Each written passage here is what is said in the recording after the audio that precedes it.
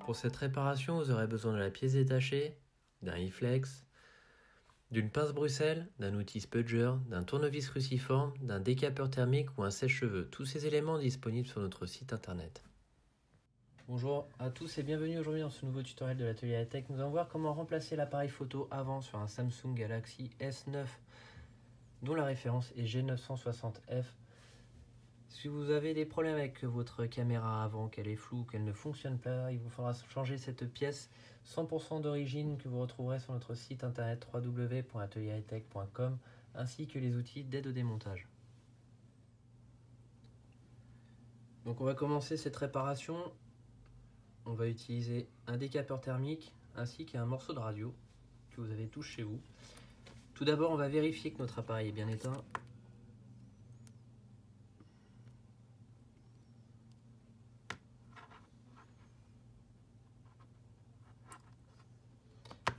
On va utiliser notre aiguille, on va retirer le rack de la carte SIM.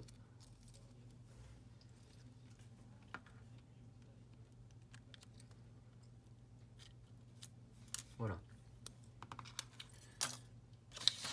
Donc on va tout simplement utiliser un morceau de radio, qui est la technique la plus simple et la plus sûre pour pouvoir extraire la partie arrière sans faire de dégâts.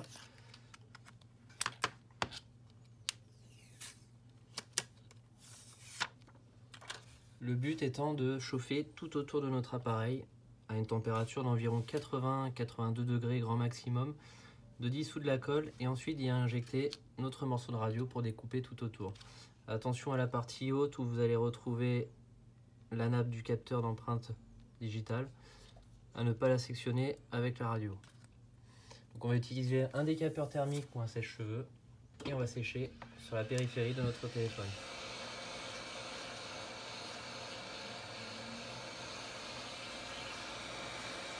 Donc tout autour. Donc on évite d'utiliser un e-sésamo ou un e-flex comme on peut voir dans d'autres tutos, qui pourrait justement abîmer la peinture qui se trouve à l'arrière de votre vitre. Voilà, on va tout simplement prendre le bout de radio et le placer dans l'angle et sectionner comme ceci délicatement et faire l'effet ouvre-boîte pour sectionner la colle qui se trouve en dessous. Voilà, si vous sentez que ça a un peu de mal, tout simplement on va réchauffer avec le décapeur.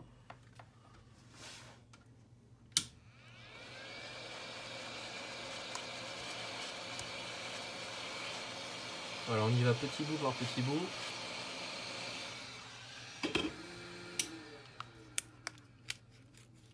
Voilà, vous allez voir déjà ça va être beaucoup plus simple. On sectionne, on va faire très attention aussi à la nappe NFC qui se trouve en dessous, de ne pas la sectionner. Voilà.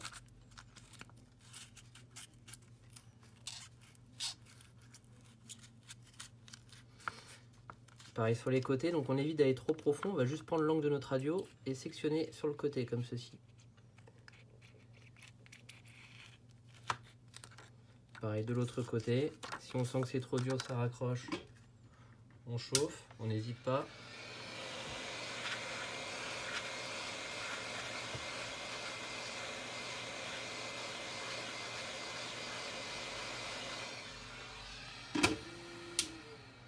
Voilà, et on poursuit avec notre radio sur les côtés. Donc attention à cette partie-là, à pas trop enfoncer la radio pour éviter de sectionner la nappe. On l'enfonce d'à peu près 2-3 mm, pas plus. En partie haute, on peut y aller, il n'y a aucun souci. Voilà, et dès qu'on commence à voir que ça se décolle, on va ouvrir très légèrement notre appareil en portefeuille comme ceci. Voilà, et là on aperçoit la nappe qui se trouve au bout. On va prendre notre spudger, outil spudger, et déconnecter notre nappe.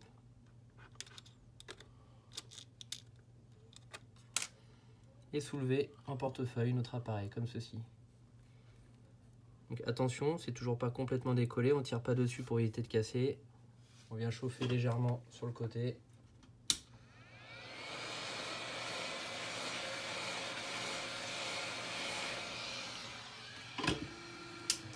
prend notre morceau de radio et on sectionne. Voilà. On a extrait la partie arrière de notre appareil. On va pouvoir maintenant retirer toutes les vis, partie haute, partie milieu, partie basse, avec un tournevis cruciforme.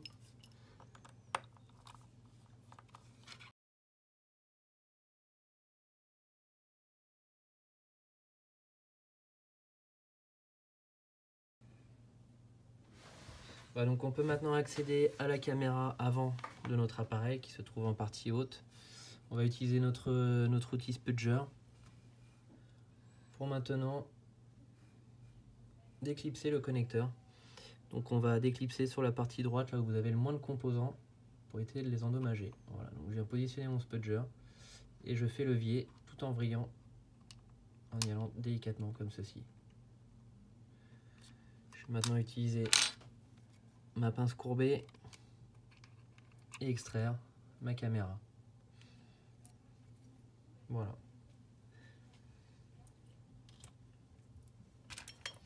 Donc on va prendre maintenant notre nouvelle pièce donc, que vous retrouverez sur notre site internet www.ateliertech.com, pièce 100% d'origine. Donc il est préférable de mettre de l'original, surtout avec la reconnaissance faciale que vous avez sur ce type d'appareil. Voilà, donc on vient poser tout d'abord la partie haute, puis ajuster face à face les deux connecteurs et appuyer très légèrement avec le bout du doigt. Voilà, une fois qu'on a bien entendu le clips, on peut relâcher, rebrancher également la batterie, comme ceci, et remonter l'arrière de notre appareil.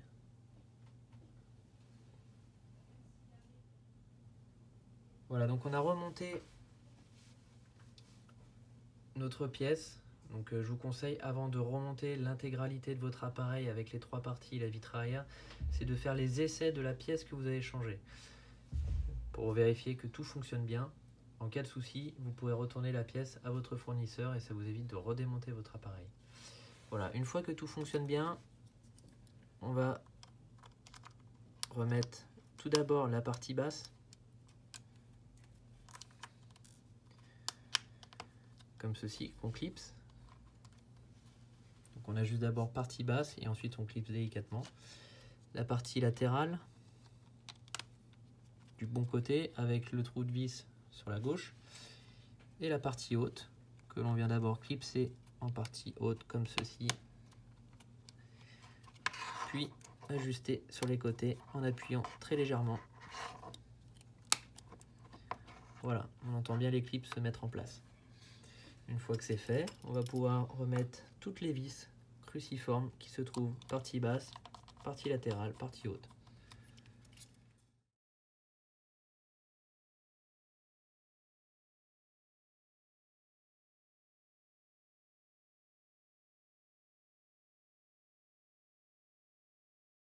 Voilà, donc on a remis toutes les vis, on va maintenant remettre la vitre arrière sur notre châssis. Vous allez avoir trois techniques. Trois possibilités pour remettre la vitre. Savoir que dans tous les cas, votre appareil a été démonté. À partir du moment qu'il a été démonté, et surtout s'il n'a pas été fait par votre constructeur Samsung, vous perdez l'étanchéité. Il est possible de garder l'étanchéité, tout est relatif, en remettant les joints adhésifs d'origine, c'est-à-dire qu'il vous faudrait changer la partie arrière avec le joint adhésif déjà précollé dessus. C'est-à-dire c'est une pièce 100% d'origine pour remettre à l'arrière et garder l'étanchéité. Cependant, nous, on ne peut pas vous garantir à 100% que votre appareil sera étanche, forcément. Deuxième possibilité, vous pouvez rajouter de la colle B7000 sur les côtés. Donc si par exemple votre joint adhésif sur les côtés est légèrement décollé ou endommagé, au lieu de racheter un joint complet, vous pouvez rajouter de la colle B7000, c'est une colle en tube que vous retrouverez sur notre site internet. Une colle qui est faite exprès pour ce type de réparation, donc comme celle-ci. Donc il vous suffira de mettre de la colle tout autour, ici, de mettre un ruban de colle, de plaquer sur votre appareil, puis ensuite de mettre des presses, alors soit un livre sur le dessus, ou soit des pinces pour maintenir l'arrière. Troisième possibilité, comme vu ci-dessous, vous gardez le joint d'origine, donc là, c'est-à-dire qu'il n'est pas endommagé du tout. Notre joint est propre, on va le récupérer Et on va le chauffer tout autour pour qu'il puisse reprendre ses fonctions. Donc on va tout d'abord connecter notre nappe de notre capteur.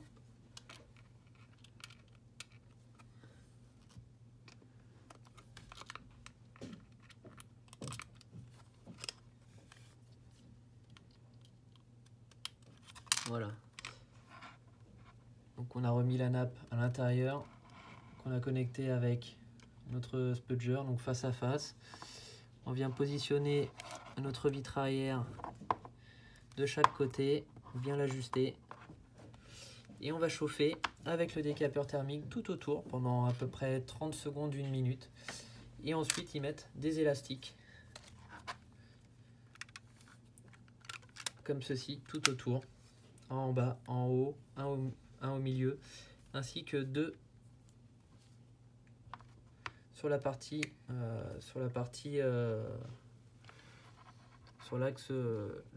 le plus grand de notre appareil. Voilà, une fois que vous avez fait ça, vous laissez sécher à peu près 10-15 minutes. Et ensuite, vous aurez un collage parfait. Donc pareil, si vous remettez de la colle B7000, il est important de laisser sécher à peu près 1 heure pour que celle-ci puisse avoir toutes ses fonctions. Une fois qu'on a fait ça, on remet